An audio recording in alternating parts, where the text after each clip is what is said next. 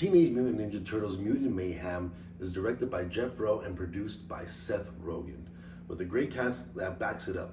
We got Seth Rogen, Ice Cube, John Cena, Paul Rudd, and many more. This tells a story about the Teenage Mutant Ninja Turtles trying to find a way to be accepted within the human world, whether that may be saving a life, becoming the heroes that New York City always needed, or just by coming out and people thinking that they're normal and being accepted.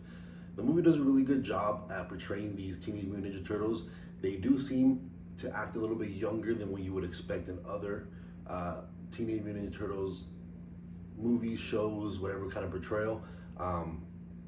They're not as mature as you may see them in other ones, even though the Turtles are not supposed to be the most mature characters out there.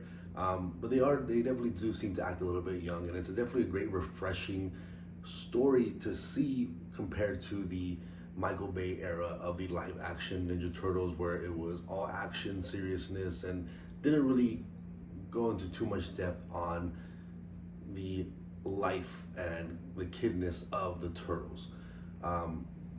It takes a little bit of a different spin in terms of how the Turtles became to be. The ooze is still the main aspect and stuff, but I think it takes the bigger spin in Master Splinter. When I was younger and watching the older TV shows and movies, Master Splinter was always turned into a rat because of the ooze was next to a rat while this human form had his turtles. That's kind of how I always remember it, but this one takes a spin where just a normal rat from New York becomes Master Splinter. Now, on to the positives for me. I think the art style is really nice. Some people might not like it. I did hear a couple of complaints about the art style, but if you are very into the Spider-Verse art style, that kind of comic booky look, you're definitely going to enjoy the way this movie looks, and it's a very refreshing touch on the art style.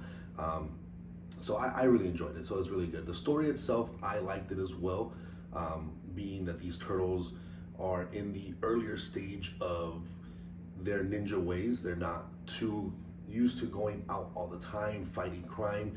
This movie is really kind of like an origin story of the turtles. That's why they're definitely in the lower in the maturity level for sure, but it makes for good comedy, good dialogue, and good camaraderie amongst these turtle brothers while they first are exploring New York City and becoming the heroes that they wanted to be. As well as the introduction of April O'Neil. April O'Neil, of course, like normally is a journalist, and finds the turtles after a certain event and isn't immediately terrified by them because they did help her out and not necessarily save their life, but were able to do something for her as a good deed, and she accepts them for who they are because of that reason, which is, you could go into a little bit of more depth on how she is okay with the turtles, but I think it makes for a pretty good movie because she's also a young teenager journalist trying to get a big story out there. When she sees the opportunity, she takes it and wants to help them out, becoming more accepted within the world of the regular humans that aren't mutants. Also, the main storyline of how the main protagonist is trying to get the ooze and weaponize it, and they're trying to stop them, but they also have the conflict of, oh my god, there's other mutants in the world that I can also be friends with, because they thought they were the only one. So they have that conflict, but they end up still doing the right thing at the end, of course, because the turtles are awesome. Now, for me, on to maybe the negatives, the bad side. Again, I always want to say spoiler alert, just in case when I'm rambling, I tell something that you didn't want to know. So just be forewarned on that. Something that I didn't really like is the way Splinter was handled. Now, I still think he did really well in the movie as a character, playing a very much a father figure, more so than anything else. Where in other adaptations of TMNT, you see him as an actual kind of master and teacher of the martial arts, discipline, maturity, where this one he's kind of more just of a worry father.